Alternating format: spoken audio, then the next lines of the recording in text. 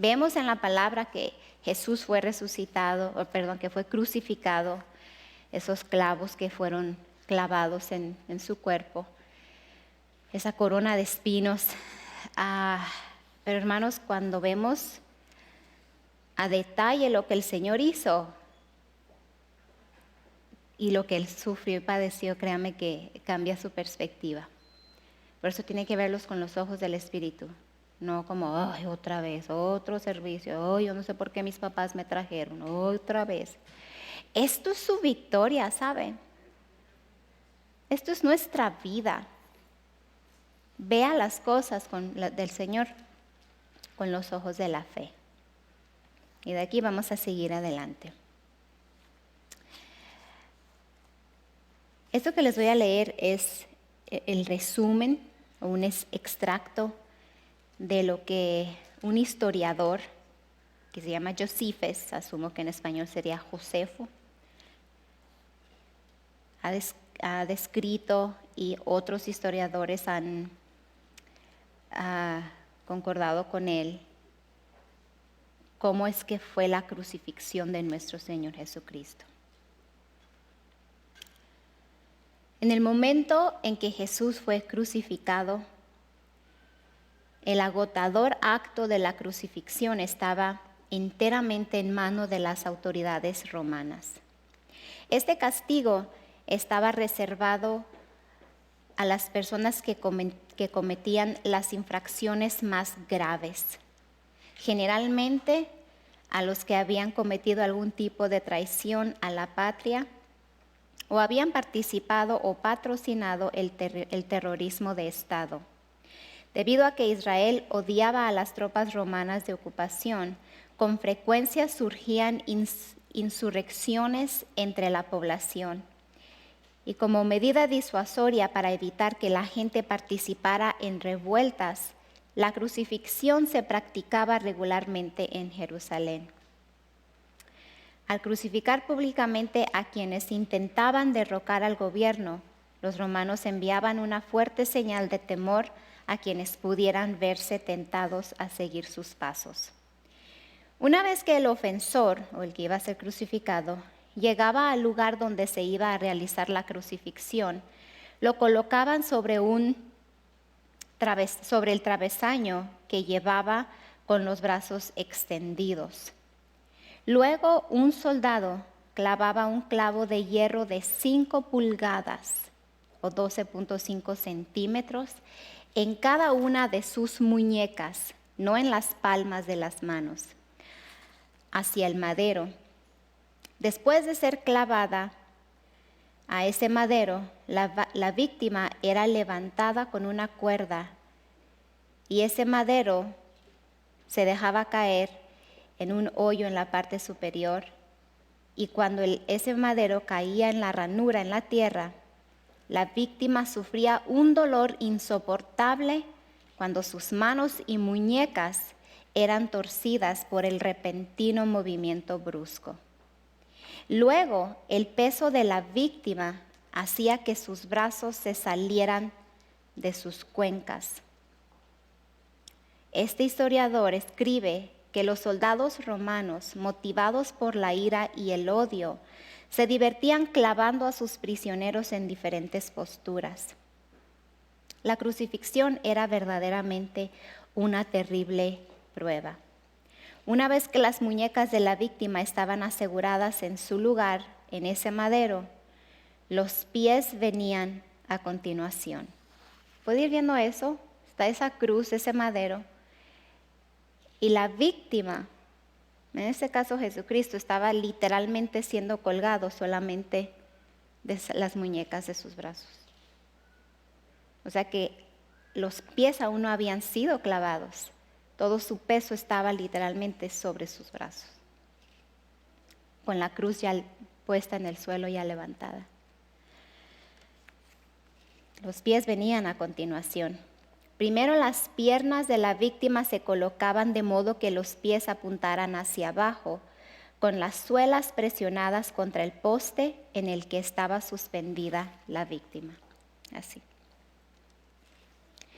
Luego se clavaba un clavo largo entre los huesos de los pies. Se alojaba con la suficiente firmeza entre esos huesos para evitar que atravesara los pies cuando la víctima se arqueaba hacia arriba, jadeando para respirar.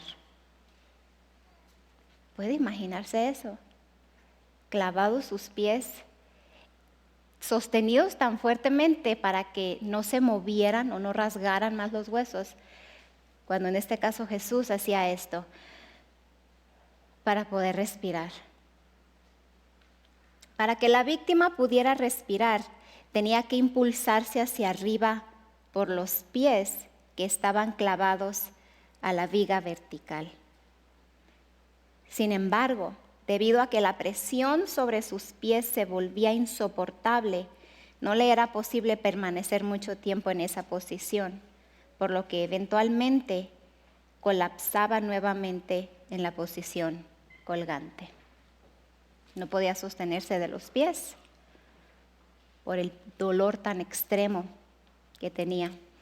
A medida que la víctima empujaba hacia arriba y colapsaba una y otra vez durante un largo periodo de tiempo, sus hombros finalmente se dislocaban y se salían de sus coyunturas.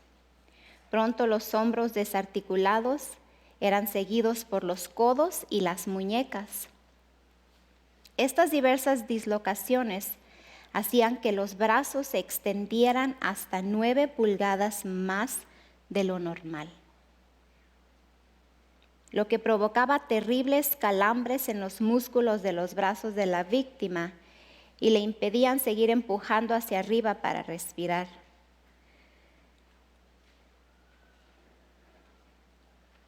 Cuando finalmente estaba demasiado exhausto y ya no podía empujarse hacia arriba, con el clavo alojado en sus pies, comenzaba el proceso de asfixia.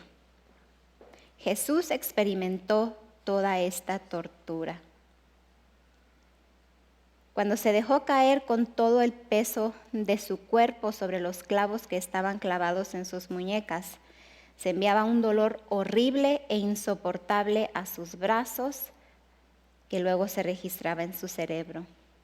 A esta tortura se sumaba la agonía causada por el constante dolor de las heridas de la espalda de Jesús, recientemente azotada porque estaba contra el poste vertical cada vez que se empujaba hacia arriba para respirar y luego colapsaba de nuevo en una posición colgante. ¿Está viendo eso, hermano?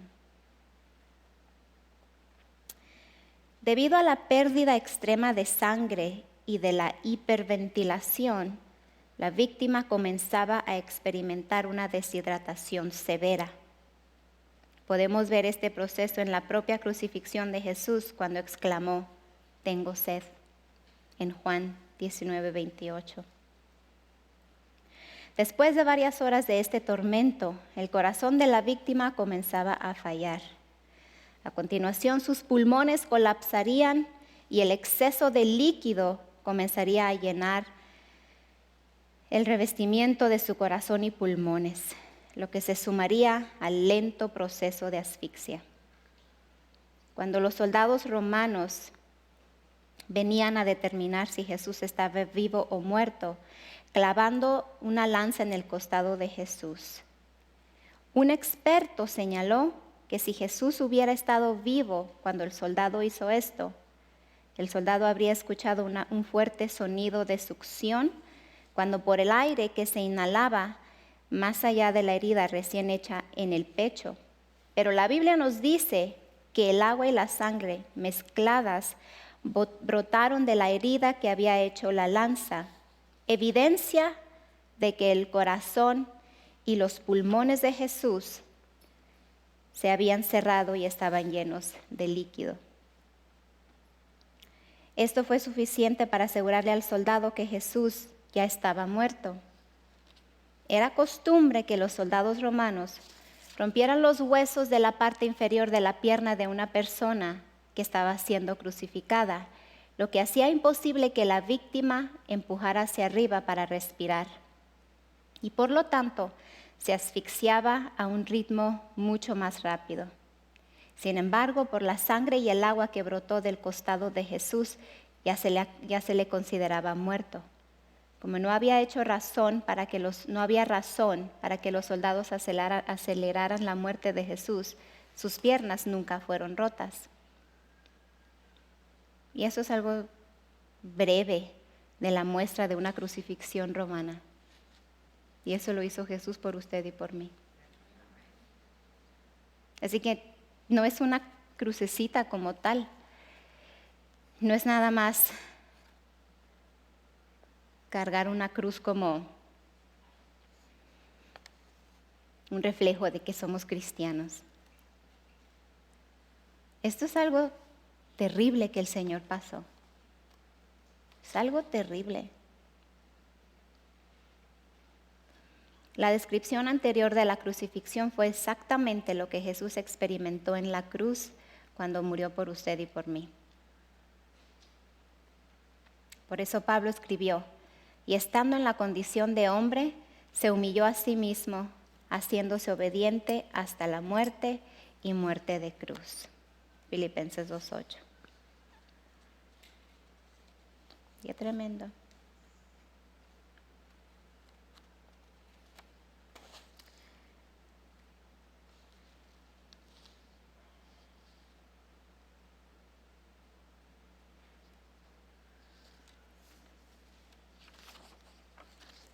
Le hace meditar, le hace pensar lo que Jesús pasó. Y eso era solamente el inicio. Ya había sido, o era la mitad, se puede decir, ya había sido azotado. Y los azotes que le dieron a Jesús no eran un latigazo con el cinto, como a veces le damos a nuestros hijos. Los látigos que usaban los soldados romanos eran de cuero puro y al final tenían pedazos de metal tan filosos como un cuchillo y pedazos de vidrio, que cada vez que daban un azote y jalaban, rasgaban, en este caso, la carne de Jesús. Literalmente Él fue expuesto. Perdió tanta sangre y todavía permaneció en la cruz. Y por su llaga fuimos nosotros curados. Y esa crucifixión, ese corto y mínimo relato de lo que Jesús sufrió, no le es suficiente todavía al cuerpo de Cristo para dejar de querer lo que el mundo ofrece. Todavía hay muchos hijos de Dios que están buscando afuera lo que solamente Jesucristo puede dar. Todavía hay gente que no se decide a servirle al Señor. ¿Sabe por qué? Porque no han entendido realmente lo que Jesús hizo. Es todo. Porque no ven esto con los ojos espirituales, lo ven como un cuento de lo que pasó. Easter, ¿qué va de esto? ¿Cómo fuimos de esto a un conejo? Vea cómo el diablo ha infiltrado mentira, se ha valido de su naturaleza de engaño y de mentira para engañar. Deje usted al mundo que está cegado, pero a los hijos de Dios, a los hijos de Dios, todavía vemos y buscamos excusas, usamos excusas para no estar de lleno en las cosas de Dios. ¿Sabe por qué? Porque no hemos entendido el poder de la resurrección. Porque no ha importado lo que Jesús ha hecho, porque no lo ven y no quieren verlo. Porque si quisiéramos, lo que es importante para nosotros, lo buscamos, lo hacemos, no importa qué. Todavía hay hijos de Dios que caminan en la carne. Se dejan dominar por la carne, por los sentidos, dejan que cualquier cosa se interponga en sus matrimonios. Y son cosas de la mente. No son cosas del espíritu, porque si fuera del espíritu no hubiera esas dificultades, esos problemas, esas diferencias. Porque si usted se pone de verdad a meditar la razón por la cual hay tantos problemas en su matrimonio, es la carne la que está gobernando ahí. Es el alma la que está teniendo control sobre su matrimonio, sobre su familia, sobre su vida. Porque usted, como hijo de Dios, no se ha determinado, con la ayuda del Señor Jesucristo y todo lo que Él hizo, no se ha determinado que la palabra de Dios es la última palabra en su vida, la única, la que tiene la última palabra, la que determina cómo va a ir su vida. Todavía hay muchos hijos de Dios que permiten que la enfermedad se enseñoree de ellos. Todavía hay muchos hijos de Dios que permiten que cosas naturales los controlen y los dominen, porque lo ven muy natural, muy normal. Y es el engaño que ha usado el diablo. Jesús sufrió y sufrió grandemente. Y yo no sé usted, hermano, pero esto impacta mi corazón. No es nada más venir a los servicios del día de resurrección, cuando al salir de aquí, de todas maneras, su vida va a seguir igual. Es nada más por cumplir porque es domingo de resurrección, pero ni entienden. Qué bueno que vayan a la iglesia, pero no nada más ese domingo, no nada más cada domingo, no nada más de vez en cuando en domingo. ¿Cómo está su vida espiritual? ¿Cómo está su relación con el que pagó un precio tan grande por usted? Ay, pero ya está vivo, hermana Nubia, ya. Claro, está vivo para que usted no tenga que vivir la vida que está viviendo ahorita. Una vida de derrota, una vida infeliz. Y no le estoy ofendiendo, hermano, abra los ojos. Salga de lo que el diablo le ha tenido por días, semanas, meses y algunos por años. Hay algunos hijos de Dios que en vez de ir avanzando van retrocediendo. ¿Cree usted que eso de verdad es normal? Pues es que estamos en una vida natural, hermana Nubia, entienda. Lo que entiendo es lo que hizo Jesús y nos ha dado las armas para ir en contra de lo natural que quiere gobernar nuestra vida. Lo que entiendo es que el Señor nos ha dado autoridad para que no acomodemos nosotros la palabra a nuestra conveniencia, sino que nuestra vida se acomode y se alinee a la palabra de Dios. Porque lo que Él hizo, ninguno de ustedes ni yo estaríamos dispuestos a hacer. Por más que amemos a nuestros hijos incluso, no estaríamos dispuestos a hacer lo que Él hizo. Por más que ame a su esposo o su esposa, por más que se ame a usted mismo, ni siquiera usted se iba a pagar ese precio por usted mismo. Pero como alguien ya lo hizo, como alguien ya lo pagó, pues como no nos dolió. Así como decimos a nuestros hijos, como a ti no te cuestan las cosas, por eso no las valoras. El día que tú pagues por ellas vas a entender. No tenemos que pagar con crucifixión para entender el poder de la crucifixión. No tenemos que. Ya fue pagado precisamente porque ya fue pagado. Debe de nuestro interior correr gratitud, agradecimiento hacia nuestro Señor y causar que nuestra vida dé testimonio de que la resurrección de Jesucristo tiene valor. Hermanos, ¿cuántas veces se nos tiene que corregir lo mismo? Si se nos dice, no llegue tarde, no sea una persona impuntual, no habla bien de usted. Cuando se le enseña la palabra y se le dice, desate la palabra en su vida, hable la palabra, no hable el problema, no hable la dificultad, no hable la situación, y usted está aferrado a lo mismo, ya no es un error, ya es una decisión suya. Entonces no puede culpar a nadie más por lo que usted cosecha. Es usted mismo, es usted el que decide. Amén. Y queremos que se nos dé, a ver un domingo de resurrección, a ver qué, tanto que han dicho que el domingo de resurrección, a ver qué número nos van a presentar. Esta es el mejor presentación que tenemos. ver verdaderamente lo que Jesús pagó por usted y por mí. Que no fue un juego, que no fueron 3 latigazos, 40 latigazos como tal, porque de la cruz pasó al infierno. Amén. 3 días y 3 noches. Un tormento incomparable. Un sufrimiento incomparable. Y Jesús, desde el monte de Getsemaní, su mente empezó a decirle todo lo que iba a pasar. Por eso él dijo al Padre, si tú quieres, pasa de mí esta copa.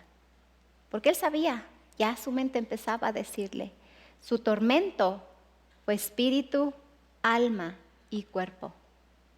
¿Y ahora usted permite que cosas le roben la paz? ¿Ahora usted permite que la enfermedad se enseñoree de usted? ¿Cómo, hermana? Yo no quiero estar enferma cuando no va en contra de ello, cuando no se mantiene en contra de ello, cuando no habla a esa enfermedad lo que dice la palabra, cuando sigue caminando en la carne en vez de hablar la palabra, porque el diablo se aprovecha de cualquier cosa, cualquier puerta que le abrimos para controlar nuestra vida. Amén. No es un juego solamente. Esto es algo serio, hermanos. Esto es nuestra victoria. Podemos ahorita ir, salir y tomar un barbecue, hacer un picnic en nuestra casa, invitar incluso a nuestros amigos y familiares mundanos, pero no va a salir ni una sola palabra de usted como hijo de Dios para ganarse a esos mundanos. No va a hablar del poder de la resurrección. Van a hablar de anécdotas, van a hablar de cosas que les pasaron, van a hablar de esto que hicieron, van a hablar de cuánto ganan en el trabajo, van a hablar de cuánto les dolió cuando parieron a sus hijos, van a hablar de cuántas horas estuvieron en parto, van a hablar de cuántos años tiene cada uno de sus 20 hijos, van a hablar de cuántas horas trabaja, van a hablar de cuántas horas le quitaron en el trabajo. Van a hablar de esta persona y van a hablar de la otra persona y van a hablar de cómo le gusta la carne y van a hablar de cuántos tacos se come y van a hablar de mañana tiene que ir a trabajar y van a hablar de que lo único que espera es que se llegue el viernes, va a hablar de cuánto no descansa, va a hablar de cuánto tiempo no tiene para orar, va a hablar de eso, va a hablar de esto, va a hablar de lo otro. ¿Y Jesús? ¿Y su vida espiritual? Y lo que de verdad importa y edifica a otras personas, le edifica a usted.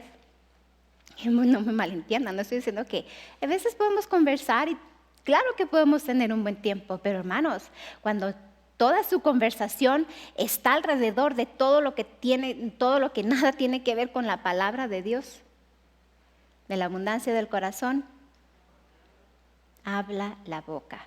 Y a veces preguntamos, ¿por qué será que no me he ganado a mi hermano y a mi hermana y a mi tío y a mi tía y fulanito y manganito? I wonder why. ¿Por qué será?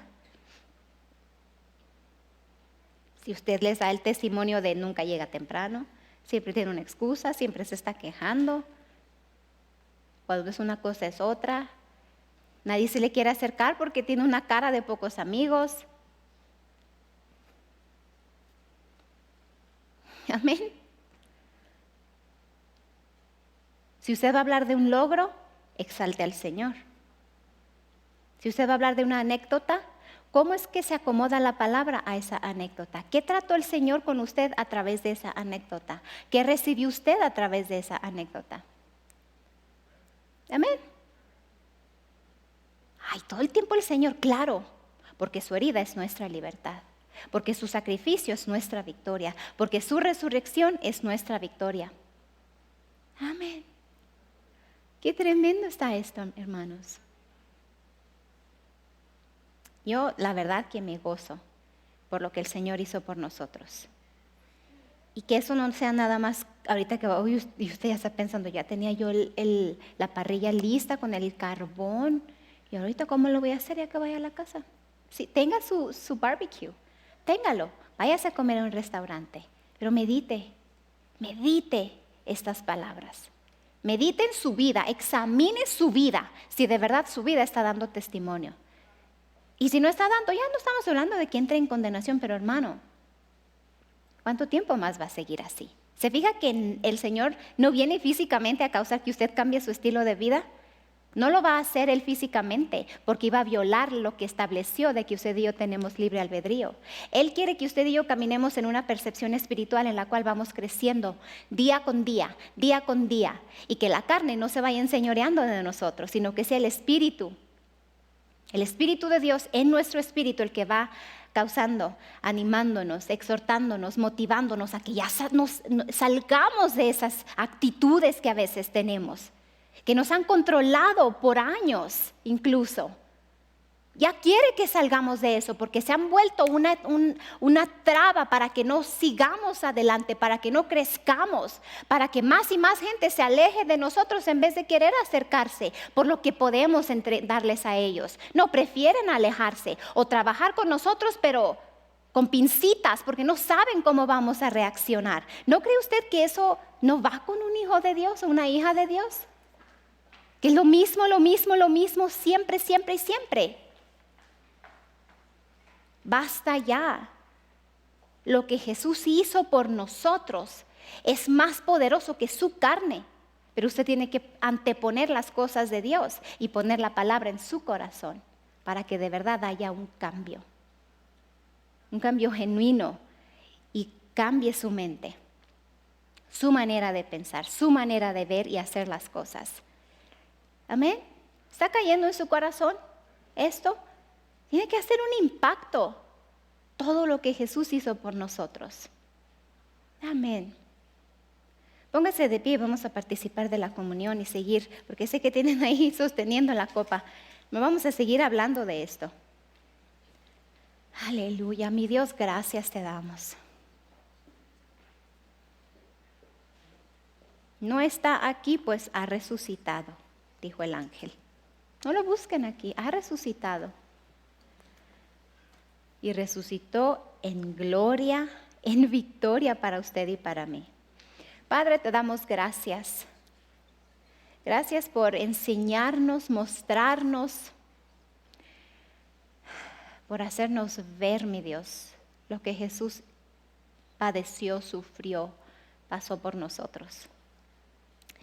Y si no lo habíamos entendido y habíamos causado que nuestra carne se antepusiera, nuestra naturaleza en lo natural se antepusiera sobre lo espiritual, Padre, me pongo de acuerdo con tus hijos, aquellos de ellos que quieren hacer un cambio y un compromiso contigo de que ahora su vida es más espiritual que natural, que son guiados por el Espíritu de Dios y no por los sentimientos, no por circunstancias, sino que ellos ven más allá de las circunstancias, ven lo que dice tu palabra y cómo tu palabra los saca de esas circunstancias, tiene el potencial para sacarlos de esas circunstancias. Te damos gracias, Padre, por este pan que representa ese cuerpo desfigurado, triturado, azotado por nosotros. Gracias te damos. A través de tu palabra y la revelación de tu palabra podemos ver de verdad lo que Jesús sufrió por nosotros. Y que en verdad en su cuerpo llevó toda enfermedad. Gracias te damos. Puede participar.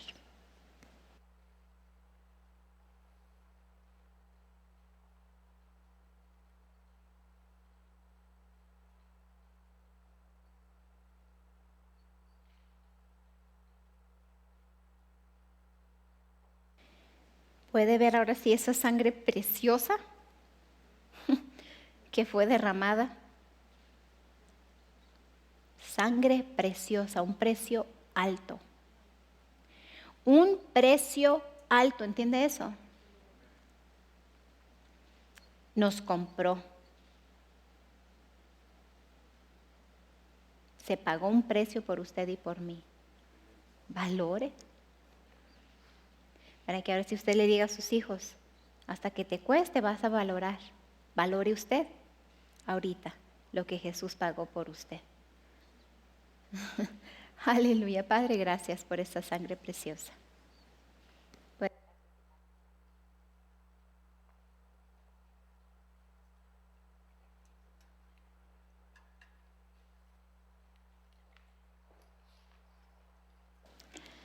Aleluya.